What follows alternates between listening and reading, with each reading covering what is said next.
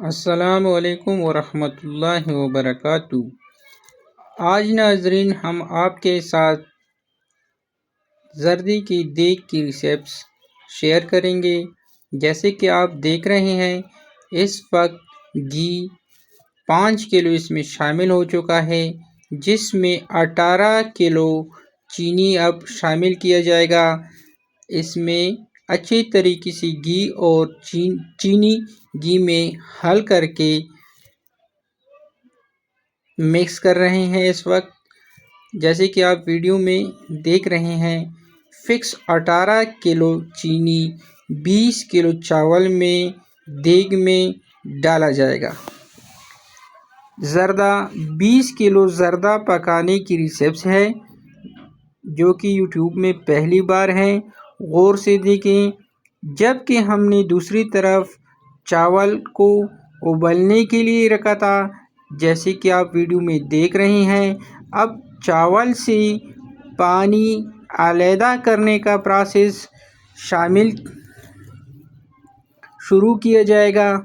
جیسے کہ آپ ویڈیو میں ناظرین دیکھ رہے ہیں، یہ وہی زردہ ہے جو شادیوں میں پکایا جاتا ہے، بلکہ یہ شادی کا ایک پروگرام ہے جسے میں ریکارڈنگ کر رہا ہوں۔ شادی میں ہی یہ زردہ پکایا جا رہا ہے۔ جیسے کہ آپ ویڈیو میں دیکھ سکتے ہیں، اس وقت اس برتن کے ذریعے چاول سے پانی علیحدہ کیا جا رہا ہے تاکہ ہمیں خشک چاول حاصل ہوں۔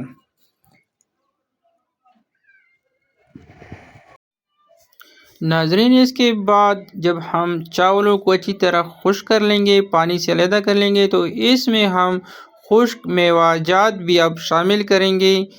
اس میں خشک میوہ جات میں کشمش، مونگ پھلی، باریک کٹا ہوا کوپرا، اس میں اب 4 کلو خشک میوہ جات شامل کر چکے ہیں۔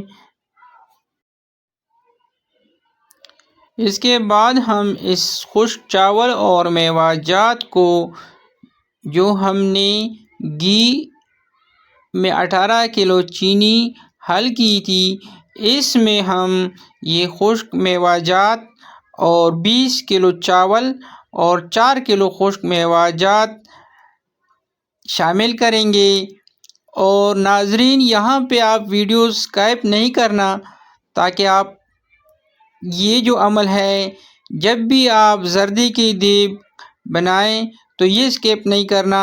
اس طرح اچھی طرح مکس کریں تاکہ چینی اور گھی کا جو ہم نے مکسچر یا ہم نے شیرہ جو بنایا تھا، یہ چاول کے ساتھ اچھی طرح مکس ہو، تب ہی آپ کی زردی کی دیگ اچھی طریقے سے بن پائے گی۔